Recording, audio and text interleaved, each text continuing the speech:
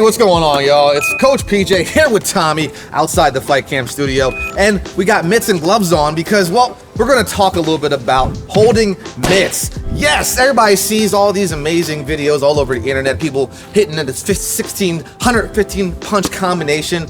That's garbage. Let's be real. We're not gonna do that right now. Okay. We're not gonna do that right now. We're gonna talk about it. We might throw some small things, but we're gonna talk about the essentials of it because holding mitts is an art in itself, and it takes practice, and not everybody needs to do this. Yeah, it can look cool, and yeah, those videos get a lot of likes, but are they practical? Do they help you with your boxing training? Will they make you a better fighter? That's neither here nor there. So let's talk about real simple basics. When I'm holding the mitts, the first thing, I don't hold my punches all the way out here. Why? Because, well, that's not realistic for a fight. When you're working inside the ring, your opponent's face is right here. So you're gonna work on a timing and a placement close and tight. All right, that's really a simple basic. The other basic aspect of hitting the mitts is I'm not gonna let Tommy have his punches all jammed up and punch right here. So he does not have a realistic extension and snap of what the punches are like inside the ring. All right, so if you are coaching and you're working with an athlete, you want to make sure that you're keeping them close to where the actual target is. So Tommy would hit the mitt right close to my face. When it gets past my furthest extension hand, okay?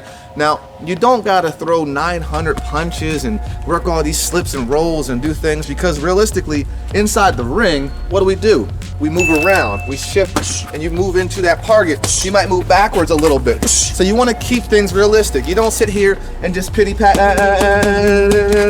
Now, that don't work. there is a time and a place for that. Boxing, like what we like to say, it's all about building that proper muscle memory. And if you're a beginner, you don't need to hit mitts like Floyd Mayweather. There's a reason Floyd Mayweather hits mitts like that. It's because he's very, very, very advanced. So there's a place for that kind of mitt work, and it's all about, you know, sort of learning the reflexes. I might throw a 1, 2, 3. You might make me, and then I might counter punch that, do things like that. That's all about building like very advanced muscle memory. It's not what you need when you first start out. You need the basic muscle memory. Exactly. So when you're first starting off, it's really essential to just work simple punches. So working that jab up top, working that jab right here, working that jab down to the body, working that jab and then slipping, boom, working that jab and slipping the other way. Woo! Basics like that. Throwing that cross, throw the two and then maybe step back, boom, making your opponent miss so you can make him pay. That's it. You don't have to go all in, but working the essentials and the fundamentals is going to help you develop. Have fun, get a good coach, learn well, and practice the fundamentals.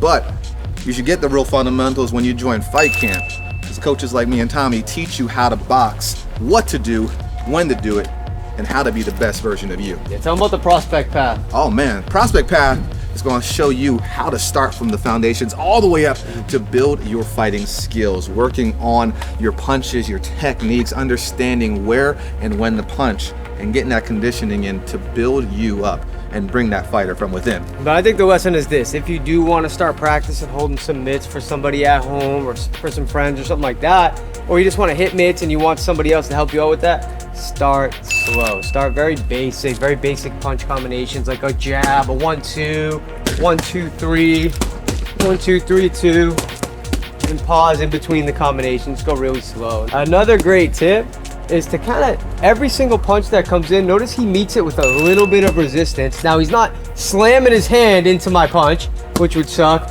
and he's also not giving so little resistance to where it would come back and hit him in the head. Little tiny bit of resistance on each punch.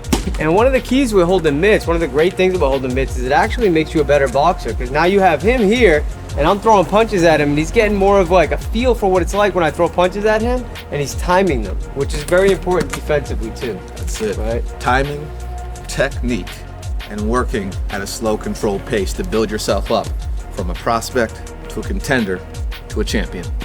Let's go. If you have any questions, put them in the comment section below. If you want us to make a different video to answer those questions, let us know. Like this video, share with your friends, subscribe, and we'll see you in the next video. Let's go.